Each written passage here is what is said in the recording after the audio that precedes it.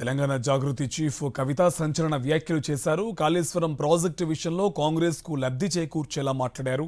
కాళేశ్వరం ప్రాజెక్టులో అవినీతి జరిగిందనే కోణంలో కవిత వ్యాఖ్యలు చేశారు. హరీష్ రావు, సంతోష్ రావు వల్లే కేసీఆర్ కు అవినీతి మరకలు అంటాయని కవిత బాంబు పేల్చారు. అనేక చెత్త పనుల వల్ల ఇవాళ కేసీఆర్ గారి పేరు బద్నామయ్యే పరిస్థితి వచ్చింది. అయినా మళ్ళీ వాళ్ళనే మోస్తాం, అయినా మళ్ళీ వాళ్ళనే ముందుకు తీసుకెళ్తామని అనుకుంటే పార్టీ ఎట్లా ముందట్టుకుపోతుంది? ఒక బిడ్డగా నిజంగా నేను బాధపడతా ఉన్నా. ఇవాళ 5 సంవత్సరాలు ఇరిగేషన్ మంత్రిగా చేసినటువంటి హరీష్ రావు గారిది మేజర్ పాత్ర లేదా దీంట్లో? అందుకే కదా కేసీఆర్ గారు వారిని సెకండ్ టర్మ్లో తప్పించిండ్రు. ఈ మొత్తం కాళేశ్వరం ఎపిసోడ్లో కేసీఆర్ గారికి మరక అంటిందంటే 2-3 వ్యక్తులు కారణం. మాజీ రాజ్యసభ సభ్యుడు ఒకలైతే, హరీష్ రావు గారు ఒకలైతే, మేఘా కృష్ణారెడ్డి గారు ఇంకోటి, మేఘానో బోగానో ఏదో. ఈ పెద్ద పెద్ద కాంట్రాక్టర్లు అందరితో కుమ్మక్కై కేసీఆర్ గారు ప్రజల కోసం ఆలోచన చేస్తే, నీళ్ళ కోసం ఆలోచన చేస్తే, వీళ్ళు సొంత వనరుల కోసం, డెవలప్మెంట్ కోసం, ఆస్తులు పెంచుకోవడం కోసం ఆలోచన చేసి ఇవాళ మీ వల్ల రేవంత్ రెడ్డి లాంటి వ్యక్తి, తెలంగాణ ఉద్యమానికి సంబంధం లేని వ్యక్తి, కేసీఆర్ గారి కాలి గోటికి సరిపోని వ్యక్తి, ఆయన నిలబడి కేసీఆర్ గారిని చేయెత్తి చూపించి కేసీఆర్ గారి మీద సిబిఐ ఇవాళ నేను వేస్తా అని చెప్తున్నాడంటే కారణం ఎవరు దీనికి? నేను భరించిన. ఇదే హరీష్ రావు గారు, ఇదే సంతోష్ రావు గారు అనేక కుట్రలు చేసినా కూడా భరించిన. నా మీద ఓపెన్గా మీడియా మిత్రులందరితో రకరకాల మాటలు చెప్తే కూడా నేను భరించిన.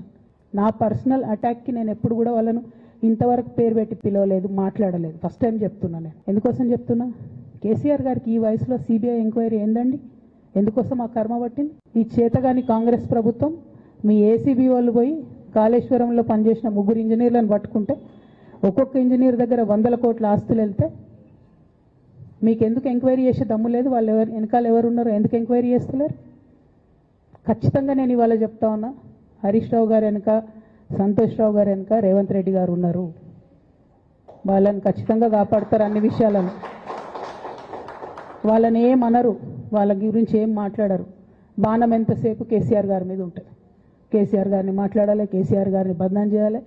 కానీ దగ్గరుండి ఈ అవినీతి అనకొండలు బీఆర్ఎస్ పార్టీని ఏదైతే డిస్టర్బ్ చేసిండ్రో వాళ్ళని మాత్రం ఏమనరు. ఛాలెంజ్ చేసి చెప్తున్నా కదా, రేపటి నుంచి ఏం మాట్లాడతారు తెలుసా? ఈ మొత్తం బ్యాచ్లన్నిటికీ సోషల్ మీడియా బ్యాచ్లు ఉన్నాయి. వీళ్ళందరికీ బాగా చాలా బ్యాచ్లు ఉన్నాయి. వాళ్ళంతా రేపటి నుంచి ఏమంటారు? నన్ను ఒకళ్ళు బీజేపీ ఆపరేట్ చేస్తుందంటారు, ఒకళ్ళు కాంగ్రెస్ ఆపరేట్ చేస్తుందంటారు, ఒకళ్ళు రేవంత్ రెడ్డి చెప్తే మాట్లాడుతుందంటారు, ఇంకోళ్ళు బండి సంజయ్ చెప్తే మాట్లాడుతుందంటారు. ఖబర్దార్ బిడ్డ, నేను ఎవరు చెప్తే ఆడేటటువంటి తోలుబొమ్మని కాదు. నాది నాది నాది నాది కేసీఆర్ బ్లడ్, నాకు తెలంగాణ బ్లడ్. ఇండిపెండెంట్గా నేను అనుకున్న విషయాన్ని చెప్తున్నాను. దానికి పొలిటికల్గా ఇబ్బంది అయినా, కష్టమైనా, నష్టమైనా నేనే భరిస్తా.